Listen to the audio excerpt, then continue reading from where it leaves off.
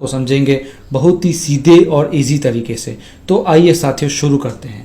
आज हम इस दुनिया में आए हैं तो हर कोई व्यक्ति कोई ना कोई काम करता है। क्यों? उसे पैसा कमाना है और उस पैसे से उसे खर्चा करना है उसकी ज़रूरतों के अनुसार। और ये जो खर्चा है इसे हम सभी बाजार या किसी ना किसी तरह के मार्केट में ही करते हैं। अब ये जो मार्केट है इसमें हम सभी एक ग्राहक हैं, एक कस्टमर हैं और हम सामान लाते हैं।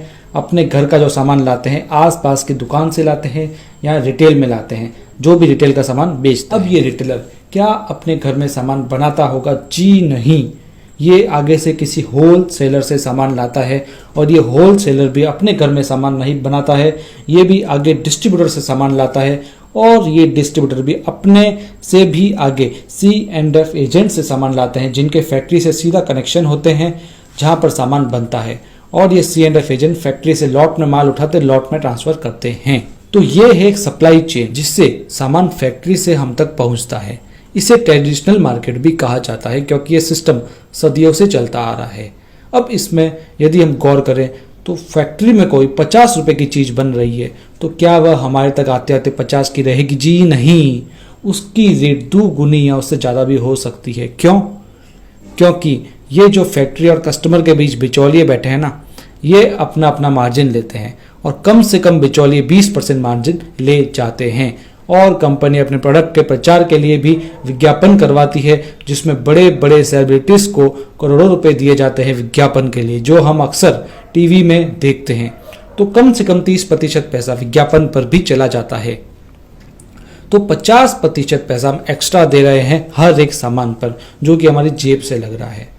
और ये जो बीच वाले हैं ये अपने लालच के लिए कंपनी के सामान में फेर बदल भी कर सकते हैं या मिलावट भी कर सकते हैं, यानी हम तक सामान महंगा भी आ रहा है और शुद्धता की भी कोई गारंटी नहीं है।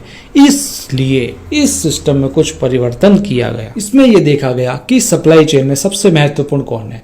इसमें सबसे महत्वपूर्ण है कस्टमर और फैक्ट्री, क्योंकि फैक्ट्री में सामान बनेगा तो ग्राहक तक पहुंचेगा और ग्राहक यदि लेगा नहीं तो सामान कहाँ जाएगा, इसलिए दोनों इंपॉर्टेंट है। तो इसमें ये परिवर्तन किया गया कि बिचौलियों को और विज्ञापन को इसमें से हटा दिया गया और फैक्ट्री या कंपनी ने हर एरिया में अपनी एक दुकान खोल के दी जहां हर कस्टमर आकर सामान खरीद सकता है। और जहां ये दोनों ही आ गए वहां पर मार्केट स्टार्ट हो गया। तो इसी का नाम दिया गया RCM, यानी right concept of marketing. Hindi में कहें तो खरीदारी करने का सही तरीका। इस सिस्टम को डायरेक्ट सेलिंग भी कहते हैं। इसमें यदि हम फायदों की बात करें तो पहला फायदा यही है कि 100% शुद्धता, क्योंकि बिचौलिए हट जाएंगे तो मिलावट का खतरा कम हो जाएगा।